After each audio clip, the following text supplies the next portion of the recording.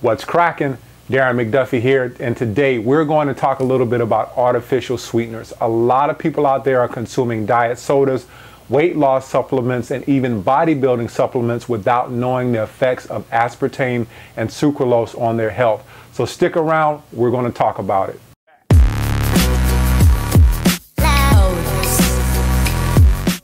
Hey, what's cracking? This is Darren PhatMan McDuffie, helping you become perfectly healthy and toned. This video is being brought to you by I'mThePhatMan.com. Today, we're talking, as promised, about artificial sweeteners. A lot of people out there don't know the detrimental effects to their health when it comes to artificial sweeteners. I had the privilege of interviewing Corey Brackett on my Perfectly Healthy and Toned radio show not long ago. And for those of you who don't know who Corey is the producer of a documentary called Sweet Misery. Corey was a 6-pack-a-day drinker of diet soda until she started having neurological symptoms. She went to the doctor and the doctor diagnosed her with multiple sclerosis.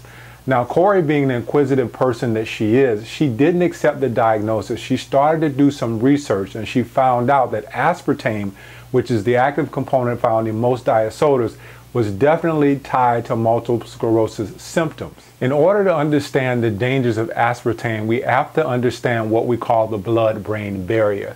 The brain is the only organ with its own security system. It has a network of blood vessels that run up to it, and these blood vessels transport nutrients to the brain while keeping other foreign particles out.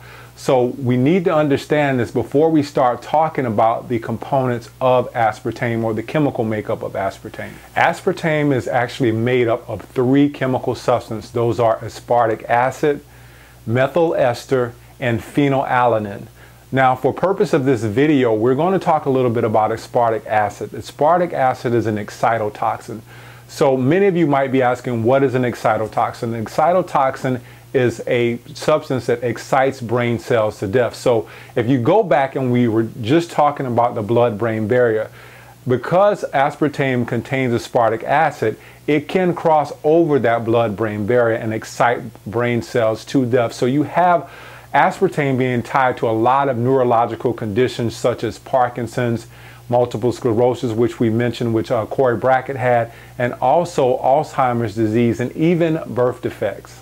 Aspartame is not only tied to neurological conditions, we can also tie it to toxicity.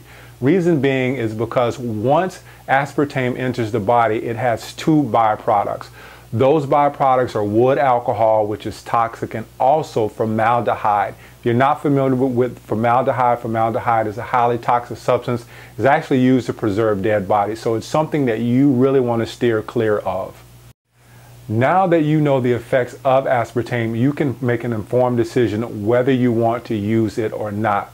So now let's talk a little bit about sucralose. Sucralose is a product that's seen in a lot of weight loss supplements and a lot of bodybuilding supplements, just simply because that segment of the population is interested in reducing their weight and cutting calories, trying to get cut, trying to get more fit. But a lot of people don't know the process that sucralose goes through in order for it to become an artificial sweetener.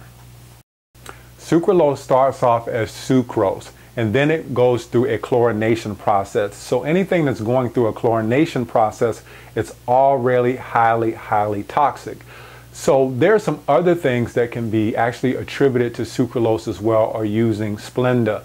For those of you out there who might still be using this product and you're cooking with it, please be aware that it gives off what we call dioxins, and dioxins are highly carcinogenic, means they are very cancer causing.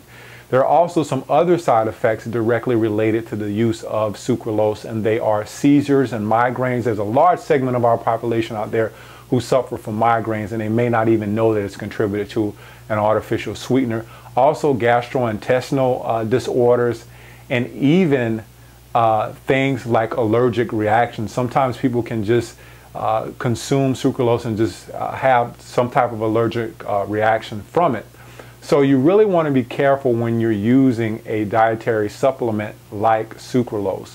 And for those of you out there who may be diabetics, there have been some studies done showing that it does have the propensity to raise blood sugar or affect blood sugar levels. So you're not completely safe when you're using a product like this.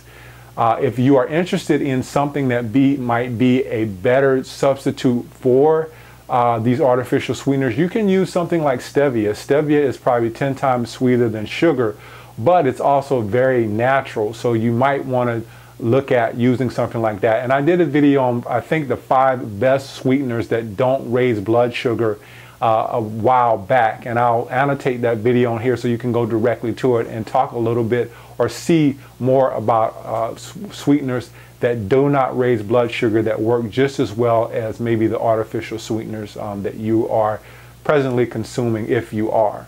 So this has been Darren "PhatMan" McDuffie helping you become perfectly healthy and toned. Please make an informed decision about whether you want to use these artificial sweeteners or not, and I will see you on the next video. Thank you.